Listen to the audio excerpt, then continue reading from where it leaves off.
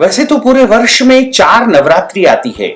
2 गुप्त नवरात्रि होती है, 2 प्रकट नवरात्रि होती है।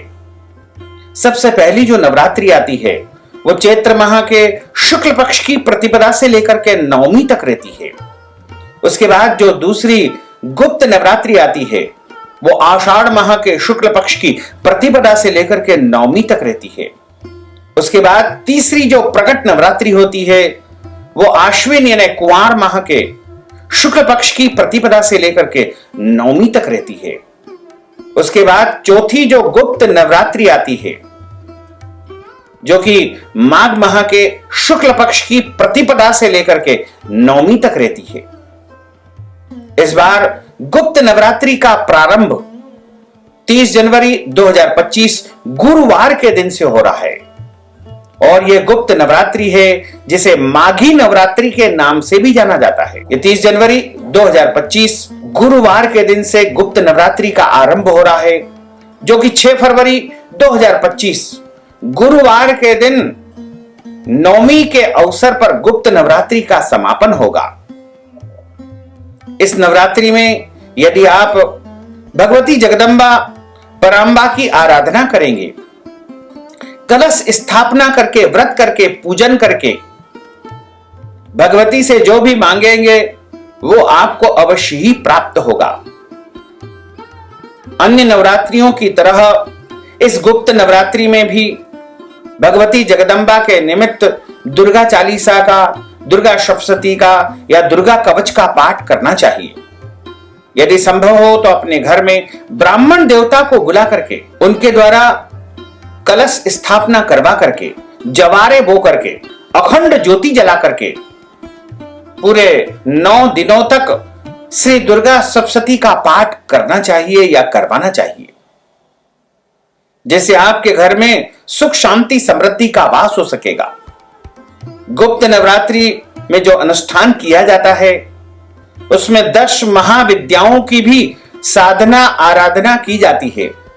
लेकिन ध्यान रखें, 10 महाविद्या की जो साधना होती है वो बिना गुरु दीक्षा के नहीं करना चाहिए। गुप्त नवरात्रि में यदि आप कन्या भोजन करवाएंगे, कंजक का पूजन अर्चन करेंगे तो निश्चय ही देवी की पूजा का पूर्ण फल आपको प्राप्त होगा। और महाअष्टमी यानी 5 फरवरी के दिन या महानवमी यानी 6 फरवरी के दिन यदि आप पूजन अर्चन करके हवन करेंगे, कन्या भोजन कराएंगे, ब्राह्मणों को दान पुण्य करेंगे तो आपको गुप्त नवरात्रि का पूरा पुण्य प्राप्त हो सकेगा। गुप्त नवरात्रि में आप कोई अनुष्ठान यदि करते हैं, मंत्र जाप करते हैं, सिद्धि साधना करते हैं, उपाय करते हैं तो उसका अधिक फल प्राप्त होता है और वह गुप्त रूप से सिद्ध हो जाता है। यदि आप पूरी दुर्गा सप्तशती का पाठ नहीं कर सकते हैं तो हिंदी अर्थ भी आप इस दौरान पढ़ सकते हैं। देवी भागवत का भी आप पाठ कर सकते हैं। देवी भागवत कथा भी इस दौरान आप करवा सकते हैं।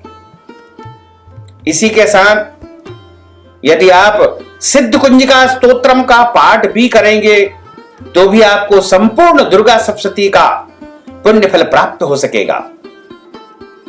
जीवन की सारी मनोकामनाओं को पूर्ण करने के लिए गुप्त नवरात्रि के दौरान भगवती की आराधना करना चाहिए, पूजन करना चाहिए, अनुष्ठान करना चाहिए या ब्राह्मण देवता के माध्यम से आपको करवाना चाहिए।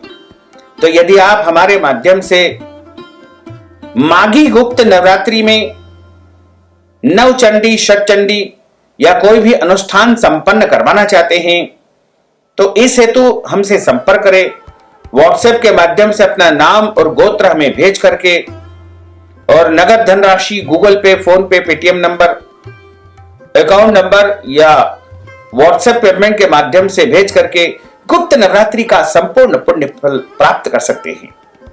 साथ ही आप सभी से अनुरोध है कि हमारे इस ज्ञानवर्धक वीडियो को अधिक से अधिक लोगों को शेयर करिएगा, लाइक करिएगा, कमेंट करिएगा और यदि अभी तक आपने सब्सक्राइब नहीं किया है तो अभी और इसी समय सब्सक्राइब कर लीजिए ताकि इसी प्रकार की ज्ञानवर्धक वीडियो आपको सबसे पहले प्राप्त हो सके।